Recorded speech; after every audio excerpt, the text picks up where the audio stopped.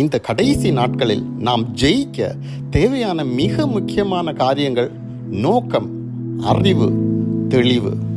அநேகர் இன்று தோல்விகளுக்குள் துகண்டு கிடப்பதற்கான காரணம் முதலில் தெளிவான நோக்கம் இல்லாமை, இரண்டாவது நம்மால் என்ன செய்ய முடியும் என்பதை பற்றிய அறிவு இல்லாமை, மூன்றாவது தேவனிடம் எதை கேட்டு பெற்றுக்கொள்ள வேண்டும் என்ற தெளிவு இல்லாமை.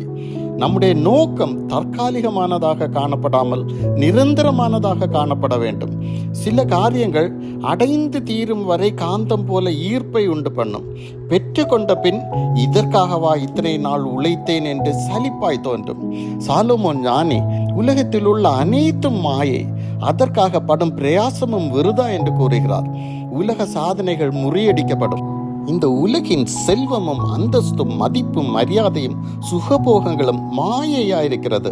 நெருப்பிற்கு எரிபொருளை சேர்க்க உழைக்கிறோம். காண்கிற எல்லாமே எரிந்து சாம்பலாய் போகும். காணாதவைகள் தான் நித்தியமானவைகள். இந்த உலக வாழ்க்கையில் நித்தியத்திற்காக அழியாத பொக்கிஷங்களுக்காக பிரயாசப்படுபவன் தான் ஞானி. அழிந்து போகும் சரீரத்தில் குடியிருக்கும் நமக்கு அழியாமையை சுதந்திரிக்க முடியுமா என்றால் முடியும். ஆனால் நம் சொந்த முயற்சியால் எதுவுமே சாதிக்க முடியாது. என்னால் ஒன்றுமே முடியாது என்ற அறிவுதான் மேலான அறிவு. ஆனால் ஆவியால் எல்லாம் ஆகும் என்ற வெளிப்பாடுதான் உண்மையான வெளிப்பாடு. எனவே நம்மில் பெருமை பாராட்ட ஒன்றுமே இல்லை. தாழ்மையோடு தேவனிடம் கேட்டு பெற்றுக்கொள்ள வேண்டிய முக்கியமான ஆசீர்வாதம் என்ன என்பதை அறிந்து கொள்ள வேண்டும். அது பரிசுத்த ஆவிதான். யாக்கோபு ஏசாவை கண்டு பயந்து மாமனாரின் வீட்டிற்கு செல்லும் பயணத்தில் தேவனிடம் உடுக்க உடையும் தங்க இடமும் உண்ண ஆகாரமும் கேட்டான்.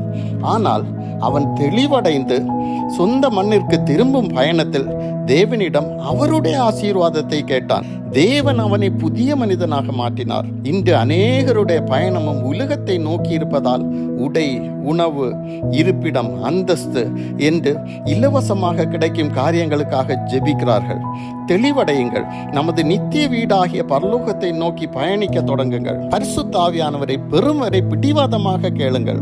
நம் சொந்த இஷ்டப்படி செலவாக்க தவறான நோக்கத்தோடு கேட்டால் எதுவும் கிடைக்காது. பரலோக திட்டத்திற்காக அவருடைய சித்தத்தை நிறைவேற்றும்படியாக விசுவாசத்துடன் கேட்டால் பெற்றுக்கொள்வோம். எதை செய்தாலும் அதை கர்த்தர்க்கென்று மனப்பூர்வமாய் செய்ய வேண்டும். மனுஷனை திருப்திப்படுத்த வாழாமல் தேவனை பிரியப்படுத்தி வாழுங்கள். எனவே பிரியமானவர்களே, நம்மால் எதுவும் தனிச்சையாக சாதிக்க முடியாது என்ற அறிவுடன் இயேசுவை முழுமையாக சார்ந்து வாழுவோம். ஆவிக்குரிய ஆசீர்வாதங்களை நாடுவோம். முதலில் உன் நோக்கத்தை தெளிவுபடுத்து. உன்னை புரிந்து கொள். கேட்டு பெற்றுக்கொள். ஜெயத்தை அறுவடை செய்வாய். ஆமென்.